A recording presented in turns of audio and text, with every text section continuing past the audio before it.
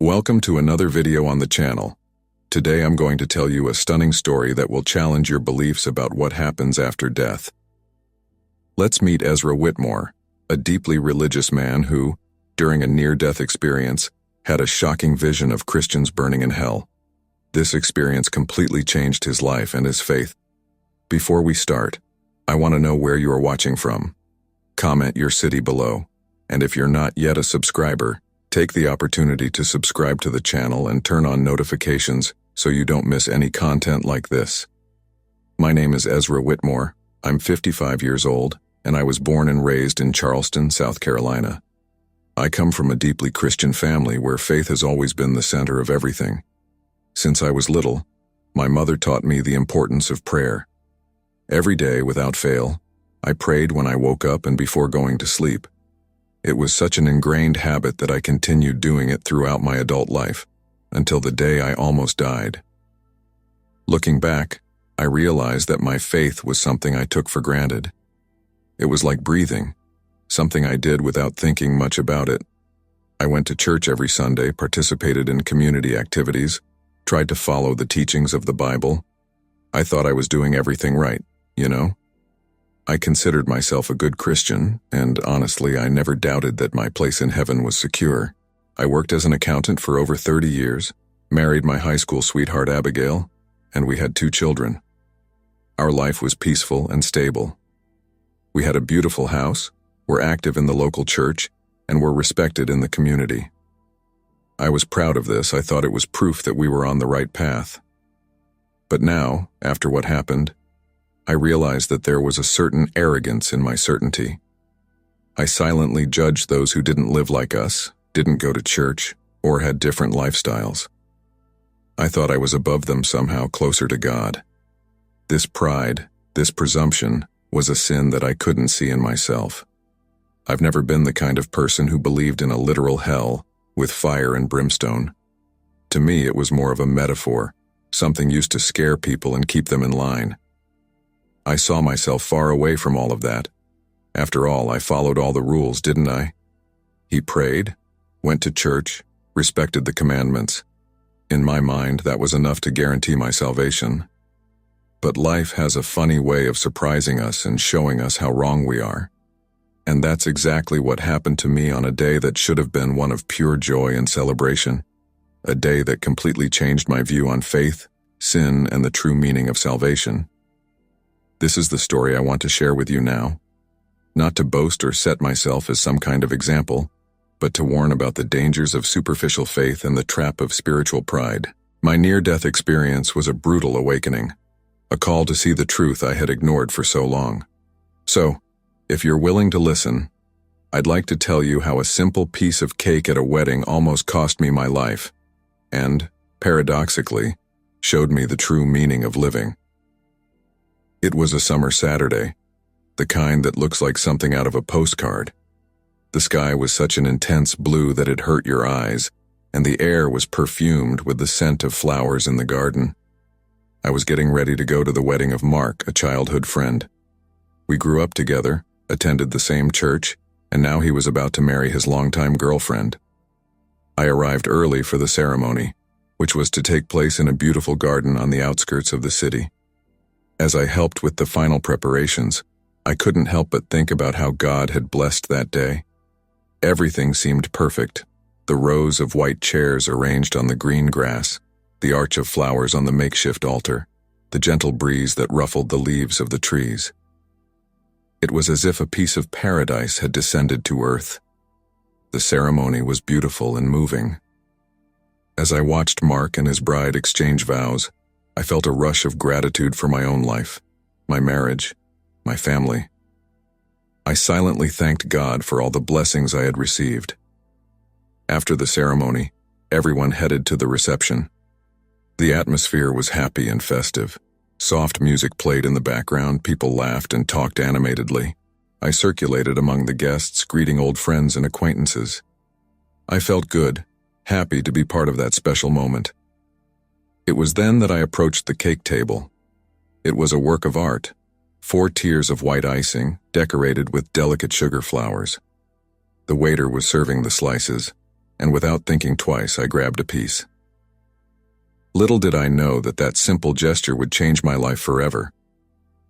I have been allergic to peanuts since I was a child. It's something I've always taken very seriously, always checking ingredients and asking questions in restaurants. But that day, distracted by the joy of the moment and confident that in a Christian wedding there would be nothing that could harm me, I didn't ask about the cake's ingredients. I took the first bite and immediately felt something strange. At first I thought it was just the emotion of the day getting to me. But soon the familiar feeling of itching in the throat began. I tried to calm down, telling myself it was just me. After all, how could there be peanuts in a wedding cake? But the feeling quickly worsened. My throat started to close up, and panic took over me. I looked around desperately, trying to find my wife. The voices and music around me began to become distant, as if I were submerging in water. I managed to mouth, "Help," before I felt my legs give out. I saw worried faces turning to me. I heard distant screams for an ambulance. The last thing I remember is Abigail's scared face leaning over me, her tears falling down my face as everything went dark. At that moment, I thought it was the end. Ironically, my last conscious thought was a prayer. God, please forgive me. I didn't know exactly what I was asking for forgiveness for, but I felt an urgent need to make peace with God before it was too late. And then, the world disappeared. When I opened my eyes, or at least I thought I had, I was surrounded by absolute darkness. It wasn't like closing your eyes at night in your room. It was a complete void, without any point of reference. I tried to move, but I couldn't feel my body. There was no sensation of heaviness, heat, or cold. It was as if I had become pure thought, floating in a sea of nothingness. At first, panic took over me. Where was I? What had happened? Was he dead? I tried to scream, but there was no sound.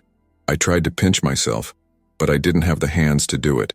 It was a feeling of total helplessness, of being completely at the mercy of forces that I didn't understand. I can't say how long I stayed like that. It could have been seconds, hours, or years. In that void, time seemed to not exist.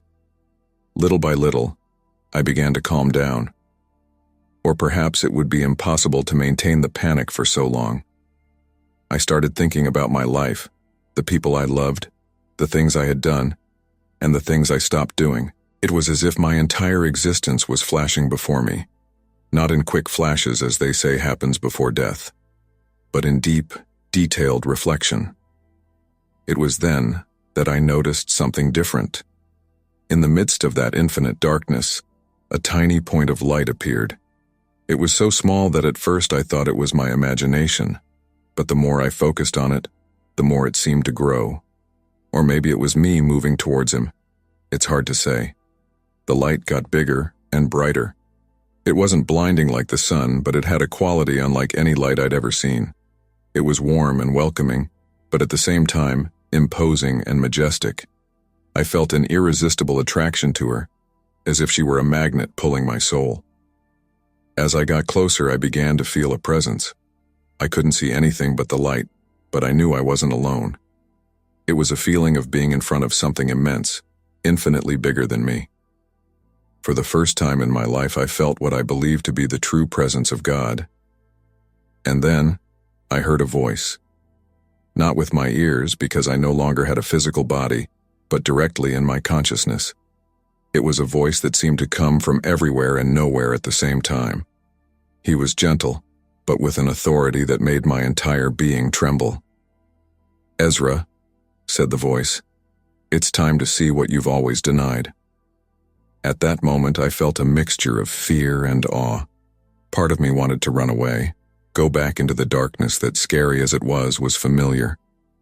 But another part, a deeper part, knew this was a pivotal moment, that whatever he was about to see would change everything. The light around me began to transform. Shapes and colors began to emerge, as if an entire world was materializing before me. I no longer had control over where I was going or what was happening. I was completely surrendered to this greater force. And that's when I saw it. Hell, not as a metaphor or a story to scare children, but as a terrifying and undeniable reality. The shock was so great that, if I had a body, I would have fainted. But there, in that form of pure awareness, I was forced to face every detail of that horrible vision.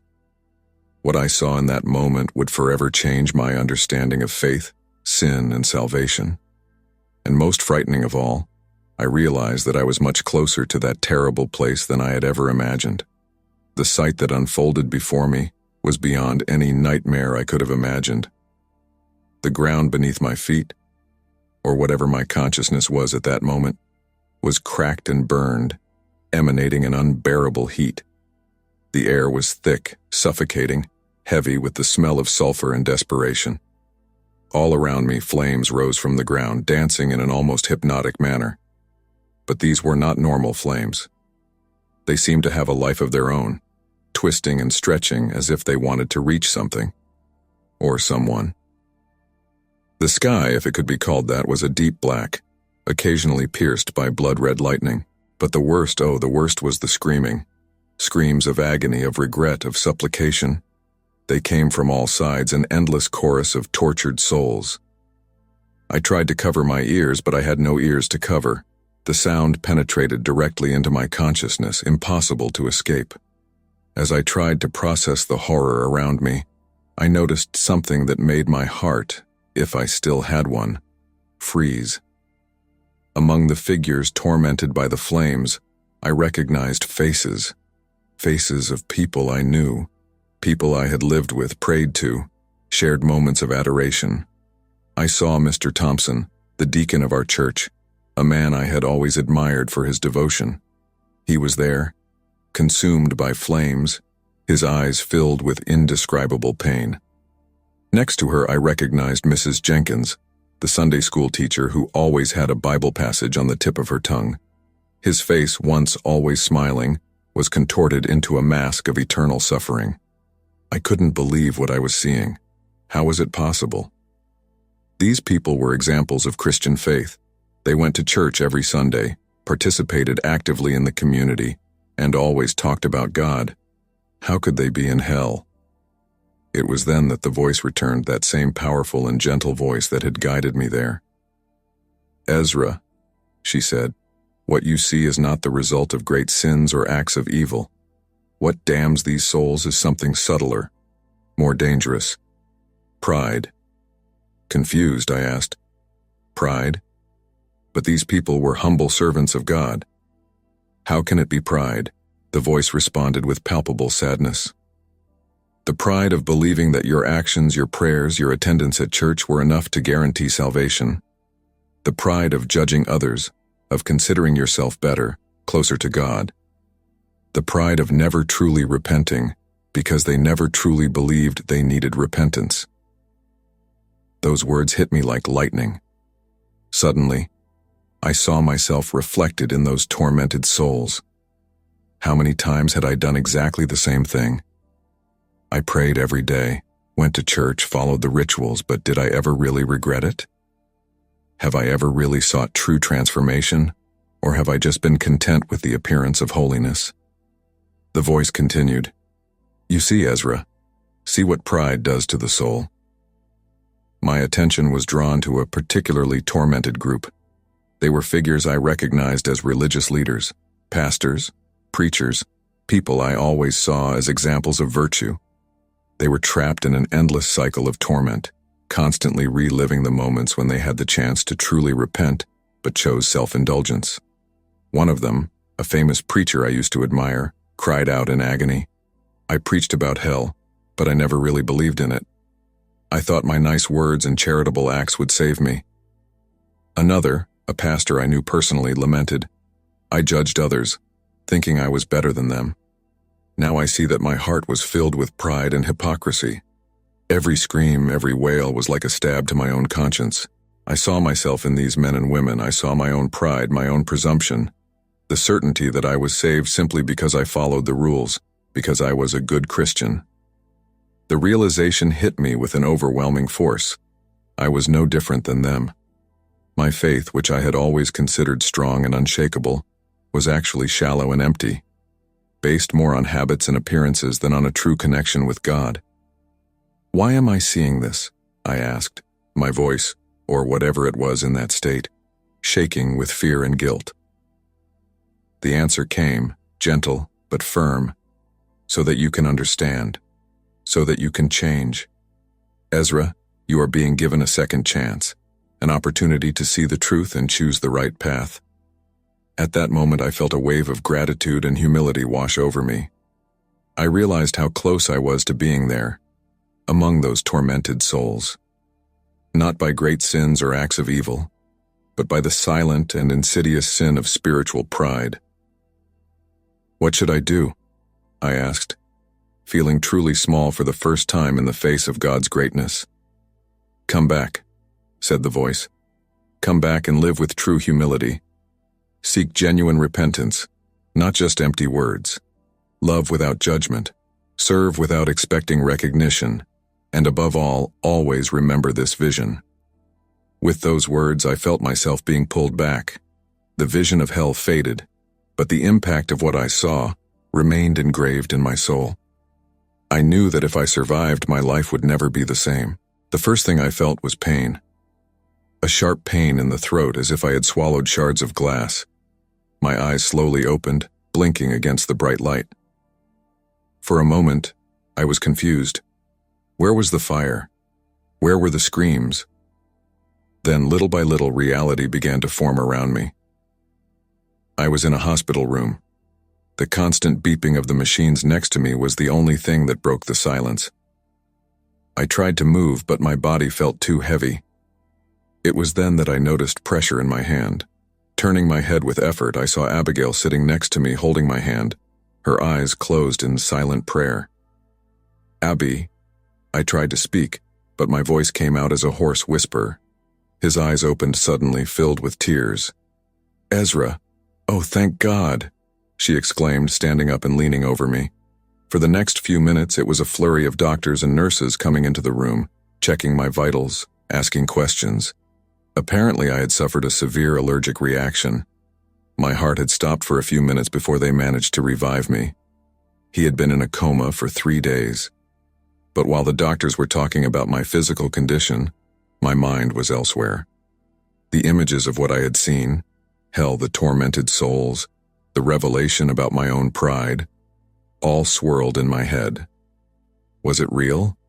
Had it just been a dream caused by a lack of oxygen to the brain? I looked at Abigail, saw the relief and love in her eyes, and knew that, dream or not, what I had experienced had changed something fundamental in me. The feeling of having been so close to eternal damnation, of having seen the abyss that hid beneath my superficial faith, was overwhelming. "Ezra, are you okay?" Abigail asked, noticing my distant look. I swallowed hard, feeling tears forming in my eyes. "Abby, I saw things. I need to tell you." She squeezed my hand, her eyes full of concern and love. "It's okay, honey. You're safe now." But I knew it wasn't okay. Nothing would be the same again.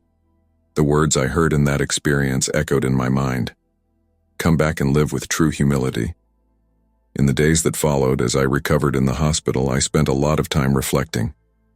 Every time he closed his eyes, he saw flashes of that terrible vision, the heat of the flames, the screams of agony, the contorted faces of people I knew and respected.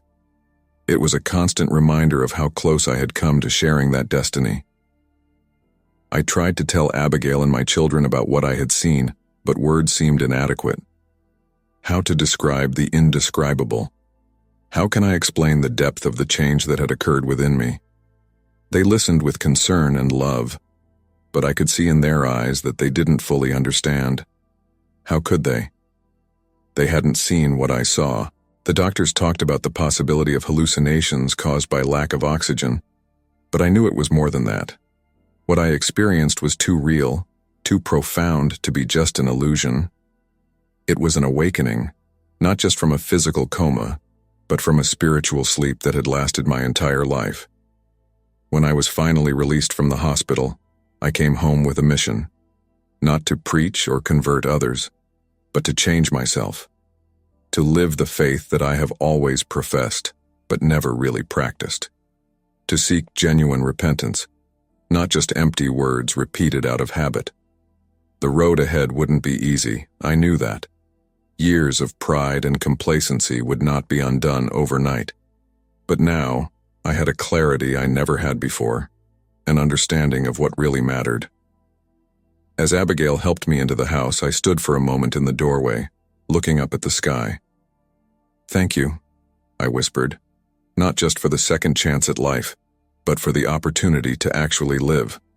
The true awakening, I realized, was just beginning. In the days and weeks that followed my return home, I immersed myself in deep introspection. The experience I had completely changed my perspective on life, faith, and my own character. It was as if a veil had been removed from my eyes, and now I could clearly see all the flaws and inconsistencies in my spiritual life. The first challenge was dealing with the shock of realization. For years, decades even, I had lived with the comfortable certainty that I was on the right path. I went to church regularly, said my prayers, participated in community activities. I considered myself a good Christian, an example to others. But now, this image I had of myself had been shattered. I began to question every aspect of my faith, every prayer I said, every act of charity, every moment of worship. Were they genuine or just empty performances? Guilt and shame consumed me. How could I have been so blind for so long? Abigail noticed the change in me. "Ezra, you haven't been the same since you got back from the hospital," she said to me one night as we sat on the porch. "I'm worried about you." I sighed, not knowing how to explain. "Abby, I saw things that made me realize how wrong I was. About everything." She took my hand, her eyes full of concern. "Honey, you've been through a traumatic experience. It's normal to be shaken, but you've always been a man of strong faith. Don't let this shake your trust in God." But that was exactly it. My strong faith was part of the problem. It was a faith based on pride, on the presumption that I was better than others because I followed the rules. Now I saw that this attitude was exactly what could have doomed me. I began to withdraw from church activities, not because I had lost my faith, but because every time I walked into that building I remembered the faces I saw in hell. People who, like me, thought they were saved simply by being there. The hypocrisy I now saw in myself and others was too painful to bear. My friends and family were worried.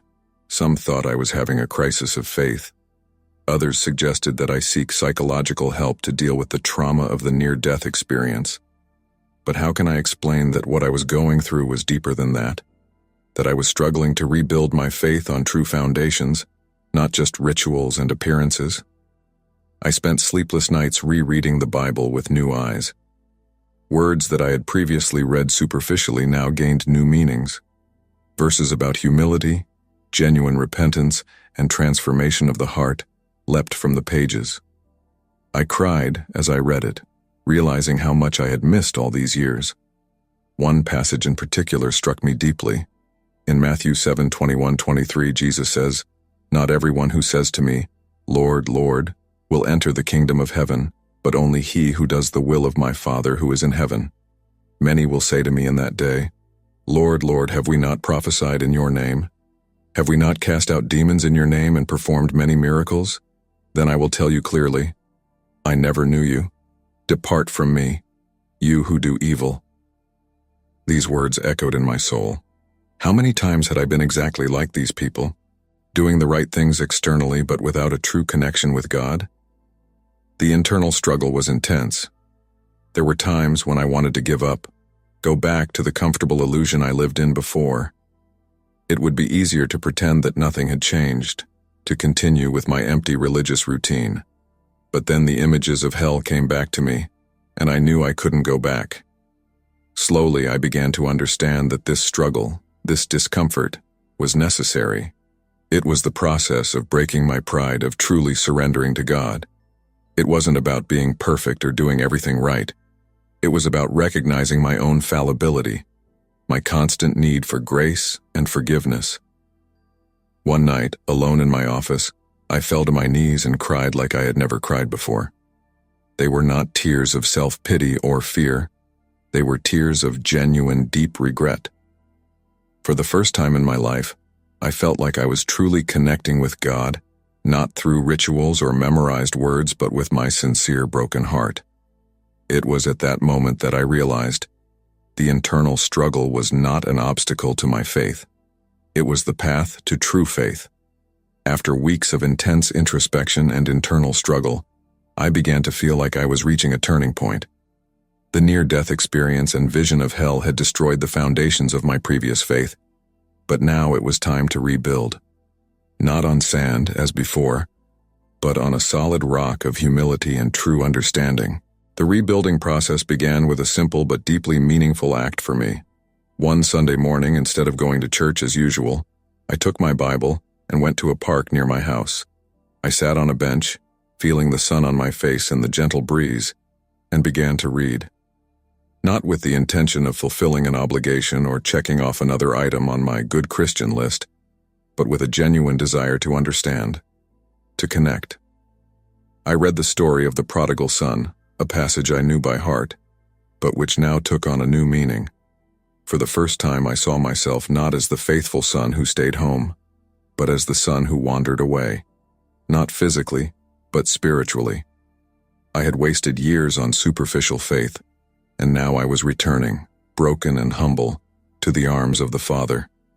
Tears streamed down my face as I read. They were not tears of sadness or fear, as before, but of relief and gratitude. For the first time, I felt God's unconditional love in a way I had never experienced before. That moment in the park marked the beginning of a new journey in my faith. I began to seek God not in rituals or appearances, but in quiet moments of reflection, in nature, in the people around me. I came to see the Bible not as a set of rules to be followed blindly, but as a guide to a deep relationship with God.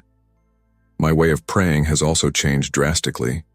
Before, my prayers were almost mechanical, a list of superficial requests and thanks. Now I started talking to God as if I were talking to a close friend. I shared my doubts, my fears, my gratitude, and most importantly, I started listening. To remain silent and wait for divine guidance. The change in me did not go unnoticed by my family and friends.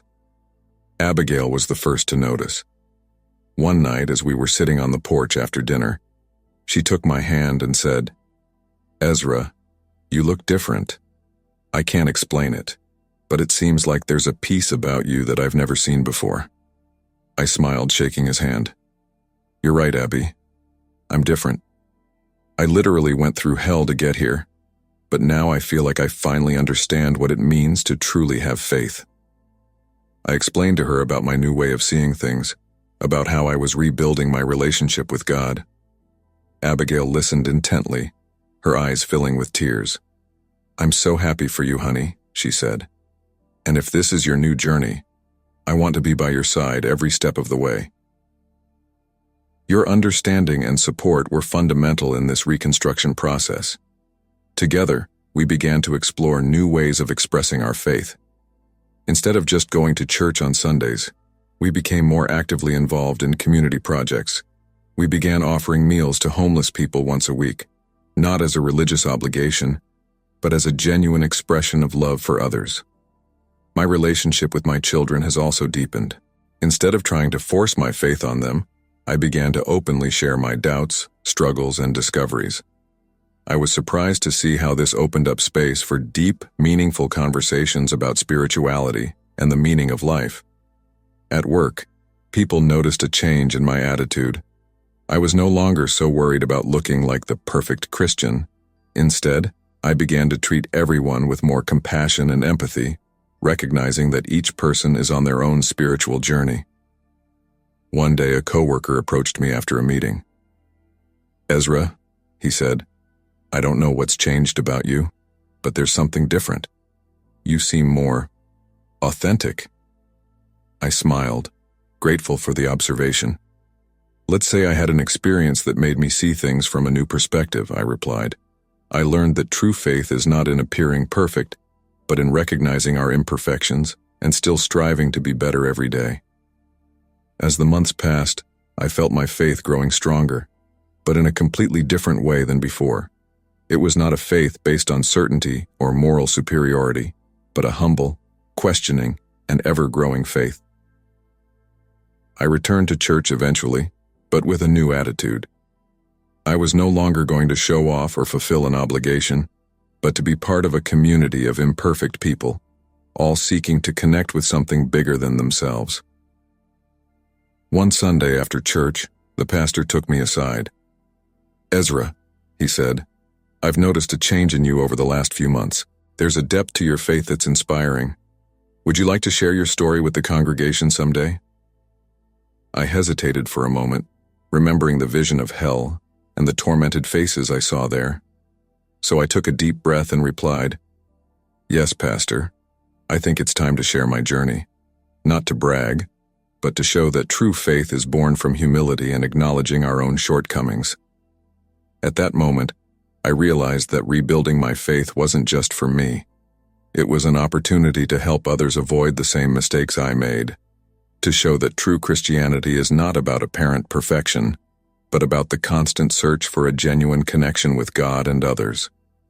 The journey of rebuilding my faith was far from over. In fact, I knew it would be an ongoing process for the rest of my life. But now, for the first time, I felt like I was on the right path, a path of humility, authenticity, and true love. The transformation I went through after my near-death experience not only affected my spiritual life, but it had a profound impact on all of my relationships. It was as if I was seeing the people around me with new eyes, recognizing for the first time the complexity and preciousness of each individual. The first and most significant impact was on my marriage to Abigail. The first few days after I returned from the hospital, she was worried and confused by my behavior. I alternated between periods of introspective silence and moments of intense emotion, but as I began to share more openly about my experience and the changes I was feeling, our relationship began to deepen in ways I never imagined possible. One night, as we lay in bed, Abigail asked me, "Ezra, do you still love me the same?"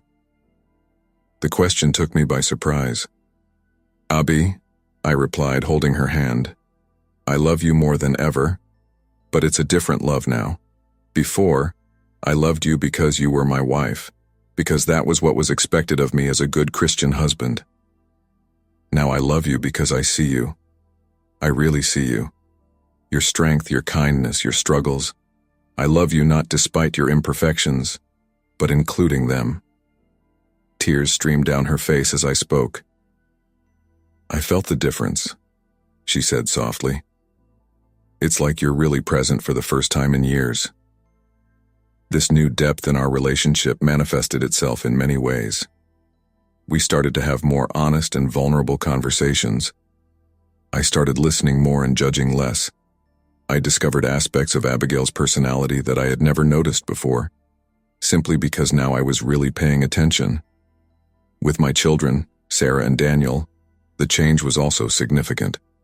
Before, I had been a loving but distant father, always busy with work or church activities. I rarely had time to really connect with them. Now, I've made a conscious effort to be present, to listen to their concerns and dreams without trying to impose my own expectations. One afternoon, Daniel, my 17-year-old son, came to me with a worried expression. "Dad," he said hesitantly, I don't think I believe in God." In the past, this statement would have horrified me. I would have reacted with anger or fear, trying to force him to change his mind. But now I took a deep breath and said, "Thanks for sharing this with me, son. Can you tell me more about how you came to that conclusion?" We spent the next few hours in deep, honest conversation. Daniel shared his doubts, his questions, his frustrations with organized religion. I listened. I asked questions. I shared my own faith journey, including my doubts and struggles. At the end of the conversation, Daniel hugged me with tears in his eyes. "Thank you, Dad," he said. "I was so afraid of disappointing you." "You could never let me down by being honest, son," I replied. Your spiritual journey is yours. My role is to love and support you, not judge or control. This new approach extended beyond my immediate family. At church, I began to see people differently. He no longer categorized them as good Christians or sinners.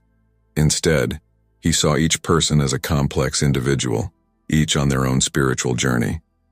I became more involved in supportive and counseling ministries, offering a compassionate listening ear to those who were struggling with their faith or experiencing difficulties in life. Many were surprised by my new approach. Ezra, a woman told me after a counseling session, "When I came to you, I expected lectures and judgment, but you just listened to me and offered me compassion. That's how I imagined Jesus would treat people." His words touched me deeply as I realized I was finally living my faith in a way that truly reflected the love of Christ. At work, my relationships with colleagues have also changed. I let go of the attitude of moral superiority that I had unconsciously adopted for years. Instead, I began to treat everyone with respect and empathy, regardless of their beliefs or lifestyle. One day, a colleague who declared himself an atheist came to me. "Ezra," he said, "I never thought I'd say this, but you've changed my view of Christians. You don't try to convert me all the time, but the way you act." Well, that's a powerful testimony. I smiled, grateful for his words. "John," I replied, "I have learned that true testimony is not in what we say, but in how we live and treat others." As the months passed, I realized that my near-death experience had not only transformed my relationship with God, but it had revolutionized the way I related to everyone around me. I learned to see each individual as precious in God's eyes, worthy of love and respect, regardless of their beliefs or actions. This new perspective brought a richness and depth to my relationships that I had never experienced before. It was as if I had spent my life seeing the world in black and white, and now finally I could see all the colors. As the months passed after my near-death experience, I felt like I was making significant progress on my spiritual journey. My relationships had improved, my faith was deeper and more authentic, and I felt a peace I had never experienced before.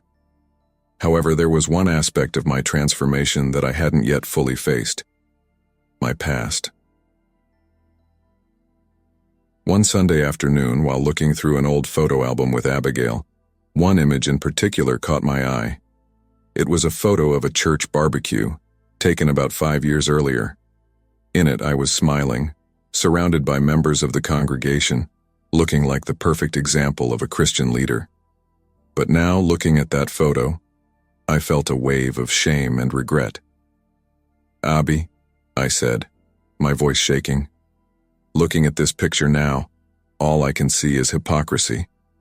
I smiled and acted like I had all the answers, but inside I was empty. Abigail placed her hand on my shoulder, her eyes full of understanding. "Ezra, you can't change the past. The important thing is that you recognize it now and are striving to be better." His words were comforting, but I knew it wasn't enough to just acknowledge my mistakes in private. If I truly wanted to live a life of authenticity and humility, I needed to confront my past more directly. The following week, I scheduled a meeting with Pastor David, the leader of our church. Sitting in his office, my heart racing, I began to speak. "Pastor," I began, "I need to confess something. For years, I held leadership positions in this church, gave advice, judged others. But now I realize I was living a lie. My faith was superficial, based more on pride than in true love for God and neighbor." Pastor David listened to me silently, his eyes gentle and attentive. When I finished, he leaned forward in his chair. "Ezra," he said, "what you're describing is a struggle many of us face, even if not all of us have the courage to admit it. Your honesty is admirable. But what do you think we should do about it?"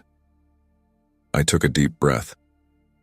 "I think I need to ask for forgiveness, not just from God, but from the congregation.